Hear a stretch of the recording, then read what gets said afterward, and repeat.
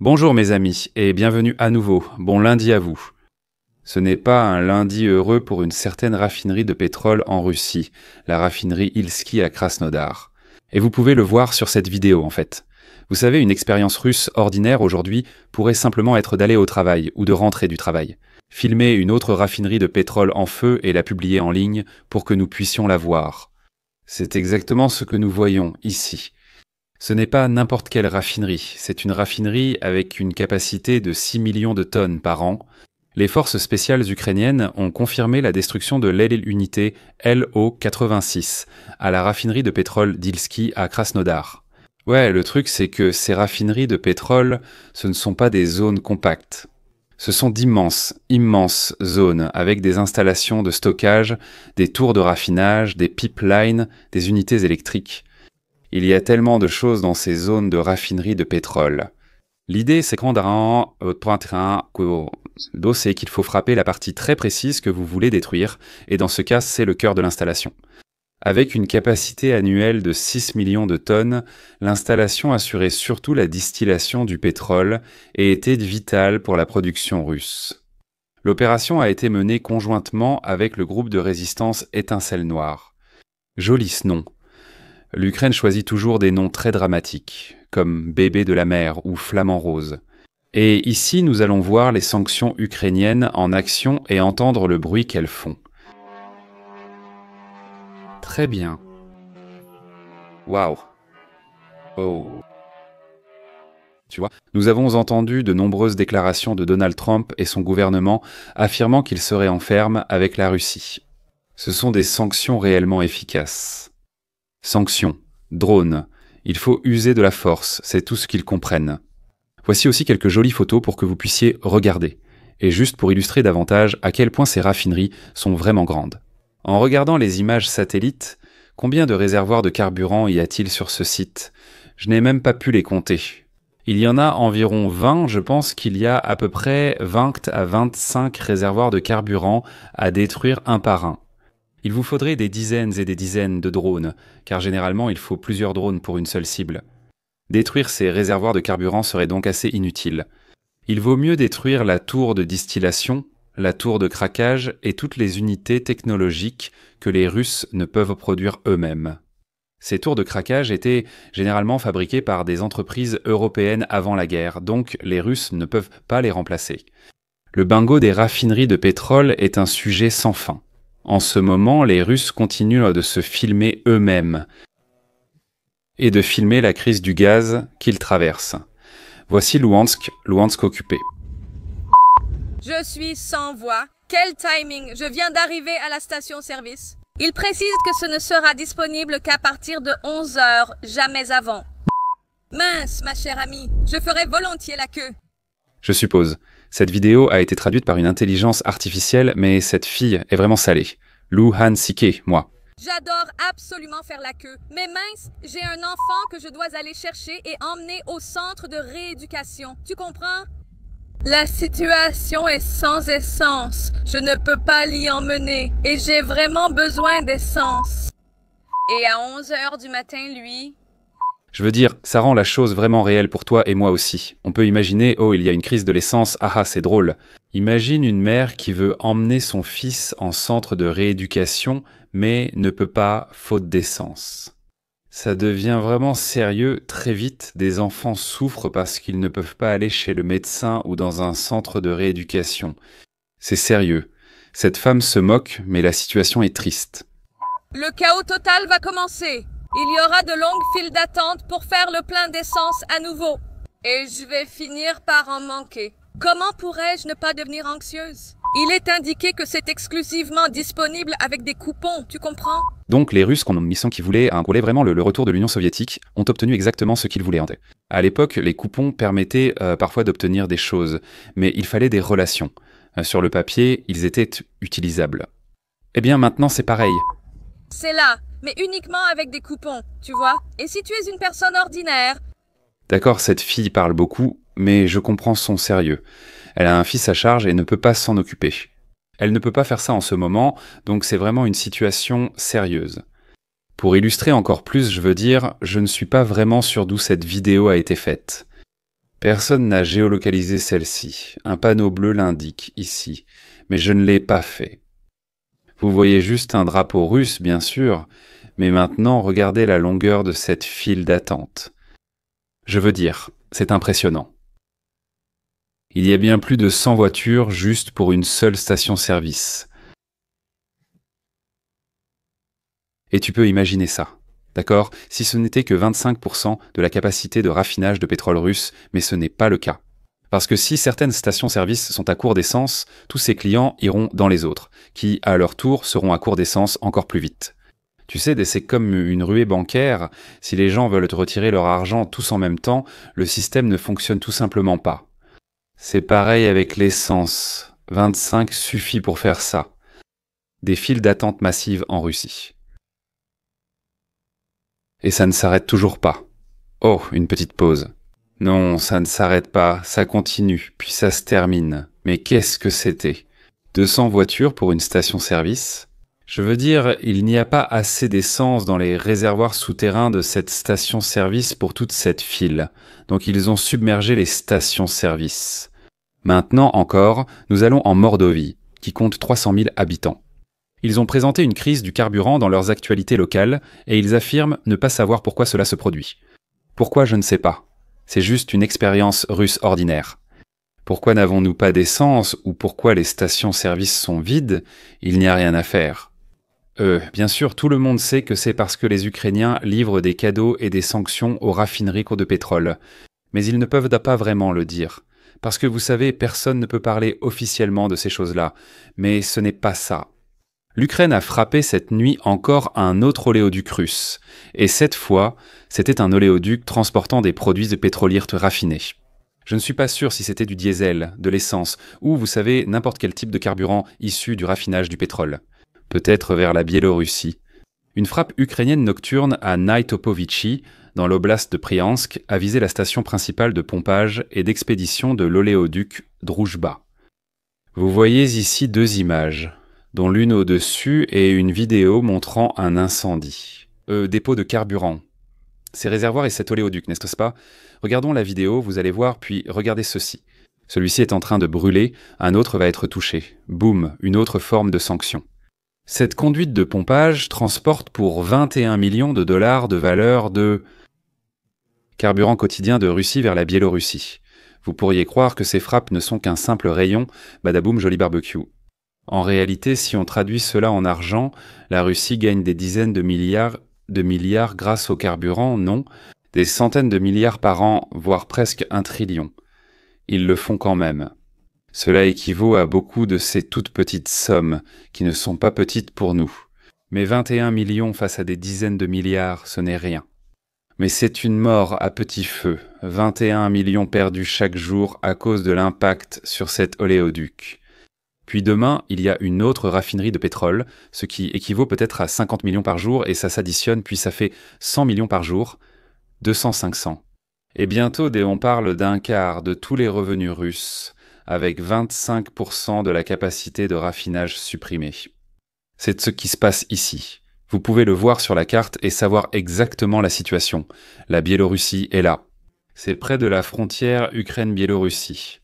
Ce pipeline, comme vous le voyez, traverse toute la Biélorussie. Donc, il transporte du carburant vers les Biélorusses. C'est aussi simple que ça, d'ailleurs. Ce qui est vraiment drôle, c'est presque ironique, c'est que dans cette station de pompage très spécifique, la station de pompage Nitobovichi. Un exercice d'incendie a eu lieu il y a 9 ans et une vidéo a été publiée. Regardez-la. En train de s'entraîner. Même une vidéo d'entraînement en temps de paix il y a 9 ans commence par scier ignoble, ce qui est très... Si je le traduisais, vous deviendriez sourd. Mais oui, c'est un exercice d'incendie. Il répète exactement pour ce moment. Il y a 9 ans...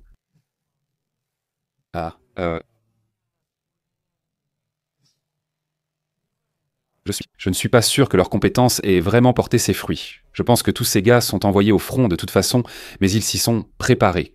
Ils étaient prêts, mais pas vraiment sur le papier. Et maintenant, je vais conclure ce sujet de bingo des raffineries de pétrole avec le secrétaire au Trésor des États-Unis, Scott Sperson. Et ils menacent la Russie. Ils menacent que les États-Unis se préparent à frapper la Russie économiquement et à frapper fort, n'est-ce pas? Mais j'ai vu Donald Trump parler de cela en disant toujours 2 semaines, 2 semaines, 2 semaines, en repoussant sans cesse ses propres échéances. Vous savez, les gens ne le prennent plus au sérieux.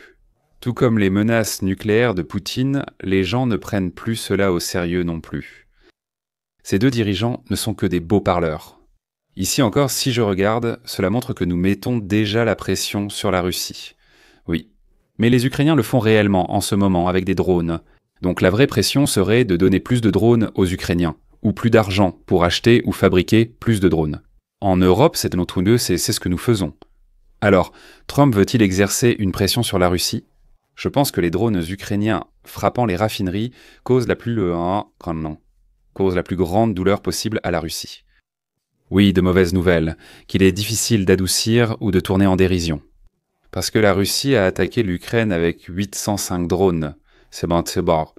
Cela s'est produit le 7 septembre. Donc hier, 9 missiles Iskander et 4 missiles balistiques. Iskander M, Iskander Cruise et Iskander balistique sont deux types différents d'Iskander. 9 missiles et 56 drones ont frappé 37 sites dans le pays, n'ayant pu être interceptés. Vous voyez, l'Ukraine a intercepté un nombre énorme, impressionnant de 751 cibles, ce qui est vraiment stupéfiant. Mais même si 56 passent à travers, ils ont leurs coordonnées et ils transportent beaucoup d'explosifs dans ces drones, entre 40 et 80 kg selon le cas. Et ça fait une explosion suffisamment grande. Si ça touche, on ne peut pas l'ignorer. Ça cause beaucoup de dégâts. Et ça a touché. Où? Eh bien, le cabinet du bâtiment du ministre au centre-ville de Kiev. Voici le bureau de la première ministre Yulia Syrdenko. Regardez juste ici. Et en fait, ne vous fiez pas seulement à ma parole, car Yulia, la première ministre d'Ukraine, a réalisé une vidéo personnelle depuis l'endroit où cette frappe a eu lieu. Je suis Yulia Syrdenko. Désolé, je dois bien prononcer Sveridenko. Je l'ai très mal prononcé tout à l'heure, mais c'est Sveridenko. Premier ministre d'Ukraine, je suis actuellement dans le bâtiment gouvernemental. Pour la première fois depuis le début de l'invasion, les Russes ont frappé le siège de notre gouvernement, dans le centre de Kiev. Vous pouvez voir les conséquences de l'attaque. L'incendie sur 800 mètres carrés a été éteinte, nos secouristes et militaires poursuivant le travail. Il semble que la Russie ne cherche pas la paix et n'est pas prête pour des négociations. Nous demandons à nos partenaires de fermer notre ciel. Renforçons les sanctions contre la Russie, créons un système de garantie de sécurité. Donc oui, un premier ministre d'Ukraine dit que c'est directement depuis l'épicentre. Ils ont frappé le bâtiment du ministre et je suis passé devant ce bâtiment de nombreuses fois à Kiev. Regardez, c'est Krachatik, non? C'est le monument, tout le monde est déjà monté. Majan a eu lieu ici, à Majdan. Donc c'est juste ici. Vous pouvez voir la colonne de fumée. Tous ceux qui ont été à Kiev sont passés par cette zone. C'est ici qu'ils ont frappé 800 drones, mes amis. Vous imaginez? Alors, les Ukrainiens étaient bien sûr, à Kiev. Ils ont tous été forcés de se réfugier dans les abris. Et je suppose que les Russes pensent qu'il y en a qu'ils sont, vous savez, comme les Allemands. Avec le Blitz, nous allons bombarder la Grande-Bretagne jusqu'à l'anéantir, jusqu'à ce qu'elle soit à genoux. C'est ce que Hitler criait au peuple allemand. Mais non, cela ne fait que renforcer la détermination. Cela renforce la détermination des Britanniques, et cela renforce la détermination des Ukrainiens, des Kieviens. Ici, ils chantent dans le subway, dans les abris.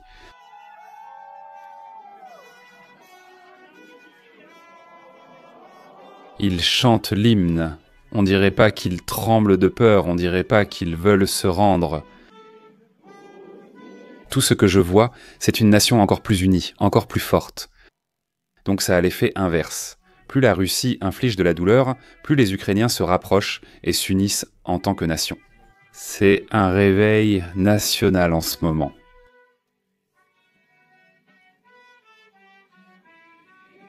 En ce moment même, des drones russes atterrissent sur la ville.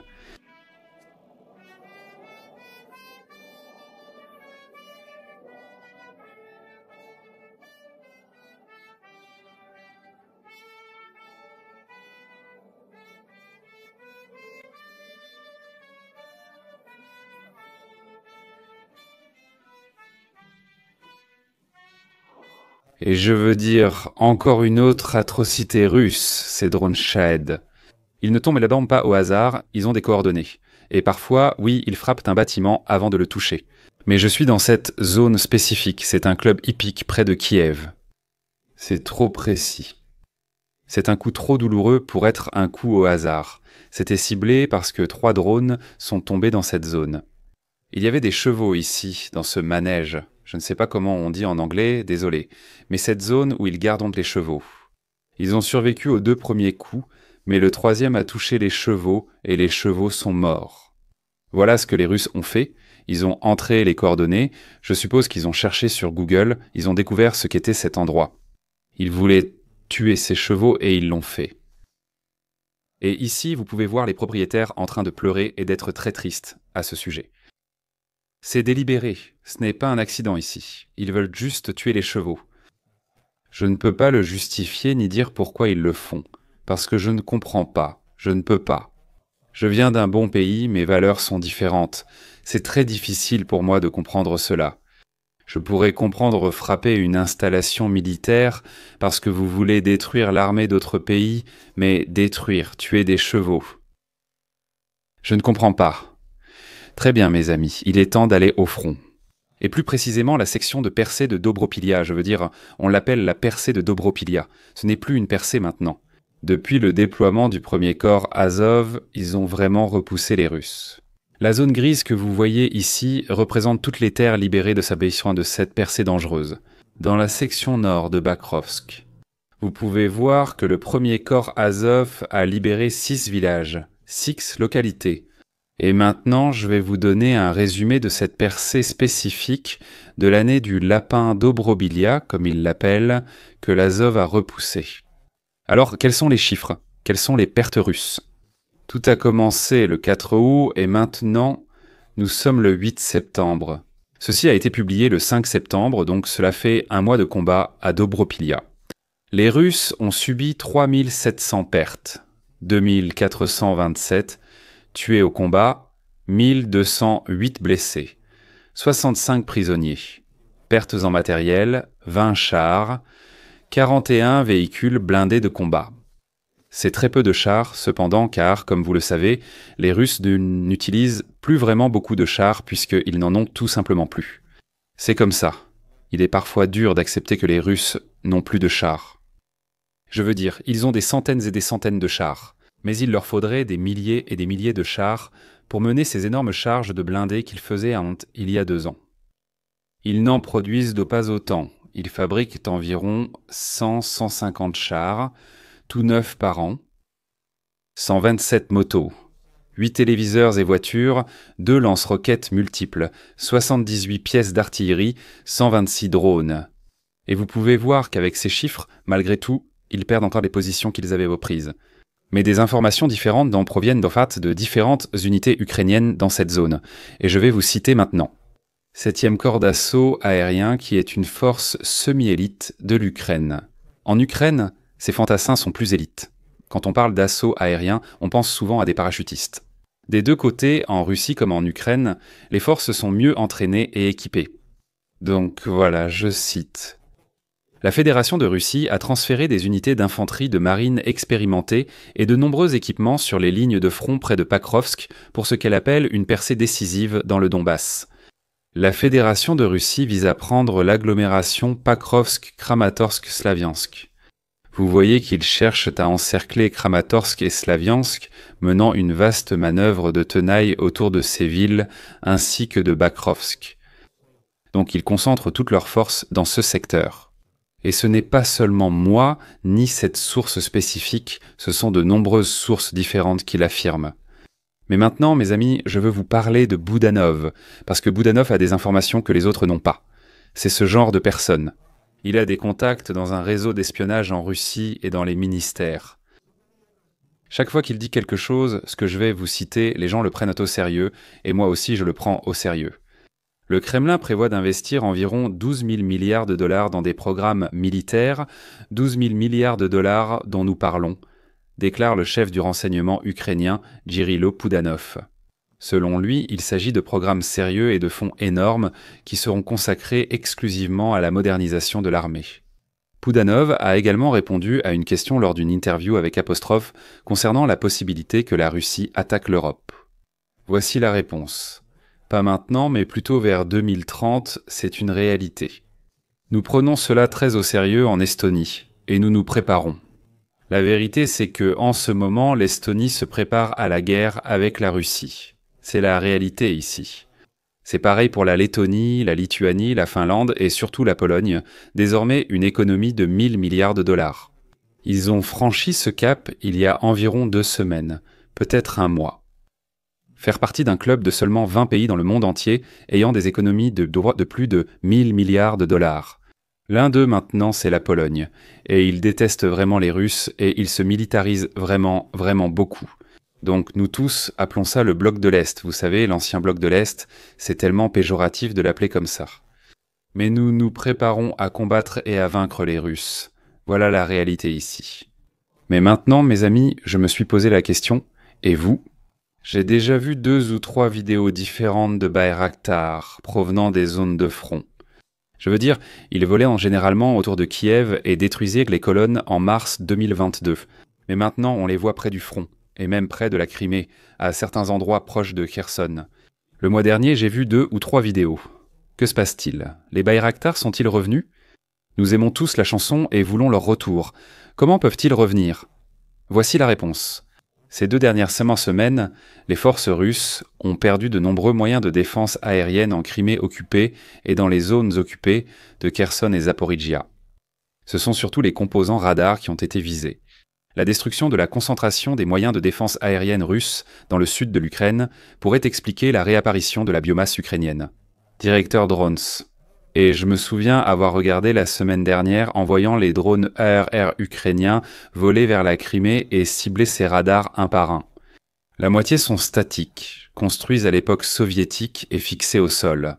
Ces bulles, de si belles cibles. Elles sont coûteuses et la Russie ne les réparera certainement pas. Je veux dire, si elles le font, elles seront à nouveau détruites. Mais cela signifie que le ciel n'est plus aussi bien surveillé aussi fréquemment. Donc il y a des failles dans certaines zones où un motard pourrait voler sans être détecté. Et c'est pour ça qu'on les revoit. Et j'en suis content. C'est l'heure pour les membres mensuels de Buy Me a Coffee, mes amis. Et je dois vous présenter 2 nouveaux noms qui nous ont rejoints. Paul Kelly et Dimot Kipoid Joshinson. Dimot et Boyd Joshinson. Oui, c'est ce que je fais toujours. Je lis ces noms comme je les lirais en tant qu'Estonien qui ne parle pas du tout anglais, donc voici comment nous les lirions. Dimot. Hi Boyd Johansson, merci de nous avoir rejoints. Et si vous voulez que votre nom soit écorché jusqu'à l'oubli, achetez-moi un café, les liens sont dans la description ci-dessous. Nous poursuivons, mes amis, et je vous présente un député russe. Si vous êtes une femme qui regarde, je le sais, environ 7% d'entre vous le sont. Bienvenue, mesdames. Je suis très heureux de votre présence. J'aimerais que vous soyez plus nombreux. Si c'est le cas, vous pourrez observer cela de plus près. Voici un député russe qui fait une vidéo pour les épouses russes des soldats de l'opération militaire spéciale qui sont rentrés chez eux et qui, peut-être, battent leurs femmes. Alors, que faire ? Ceci est un tutoriel. Que faire en tant qu'épouse russe ? Un mari rentre d'une opération spéciale et bat sa femme et ses enfants. Oui, c'est un problème, mais c'est une affaire de famille. Ne l'exposez pas publiquement. Ce n'est pas le bon moment. Je conseille à ces femmes de comprendre que la plupart de ces hommes sont commotionnés. Par conséquent, il n'est pas nécessaire d'appeler la police. Contactez un thérapeute familial. C'était il y a environ 5 ou 6 ans. Corrigez-moi si je me trompe. Ici, Poutine a dépénalisé la violence domestique. Qu'est-ce que cela signifie ? Je veux dire, c'était un énorme choc à l'époque pour les pays européens de voir ça. Mais ce que cela signifie, c'est que la police ne peut pas vraiment intervenir dans le domicile de quelqu'un. Si un homme bat vraiment sa femme, ou même la blesse gravement ou la tue, la police ne peut pas intervenir si c'est une affaire de famille, si cela se passe dans le domicile de quelqu'un. Si cela se passe dans la rue, ils peuvent intervenir, mais à la maison, ils ne le peuvent pas. Donc les hommes battent leurs femmes et leurs enfants chez eux. Et la police sera toujours appelée, mais elle ne peut rien faire selon la loi. Parce que Poutine l'a voulu ainsi. Il y a eu un scandale à ce moment-là, tu te souviens, et nous en sommes là maintenant. Endure simplement. Un député russe le dit, ce maquillage est vraiment marqué. Peut-être que ça cache un bleu ? Qui sait? Ne parlez pas de vos soucis familiaux au travail ou sur les réseaux sociaux, mais ne refoulez pas tout non plus. En Russie, c'est culturel et enseigné, d'où leur forte consommation d'alcool. Parce que si vous buvez, vous pouvez le supporter, ça vous aide à le supporter. Toute cette tension à l'intérieur de vous qui est refoulée. L'alcool aide, mais seulement 1 ou 2 jours. Après, il faut recommencer à boire. Oui, c'est ce qu'ils enseignent à tous, aux enfants, aux femmes, mais pas aux hommes, car ils battent leurs femmes. C'est comme ça qu'ils s'en débarrassent, et les femmes n'ont pas besoin de boire. C'est différent pour chacun, mais en Russie, c'est un enseignement culturel. C'est le dernier sujet, mais c'est une conclusion étrange, pas comme ces bonnes nouvelles dont je termine d'habitude. Ceci est un navire de surface sans équipage russe, un Unmanned Surface Vehicle, n'est-ce pas? C'est comme un Sea Baby ukrainien, mais en version russe, ce qui est inquiétant puisqu'ils en possèdent en temps. Celui-ci en particulier est équipé d'un câble à fibre optique, donc un drone marin avec un câble à fibre optique. Je veux dire, les Russes sont vraiment friands de la fibre optique. Ils l'adorent et ils la déploient sur des dizaines de milliers de drones sur le front. Désormais, on la retrouve sur un drone marin, utilisé de cette manière. La fibre optique est un peu lestée, donc elle est assez lourde et tombe au fond, ainsi elle ne peut pas vraiment être détruite non plus. Elle est au fond de la mer, sous la mer, tu sais. C'est une arme vraiment dangereuse, c'est une idée vraiment dangereuse, s'ils arrivent un peu à la produire en masse. Très mauvaise nouvelle. Désolé de finir la vidéo ainsi, je n'aurais pas dû. Je la commencerai très joyeusement mercredi pour vous, mes amis. Merci d'avoir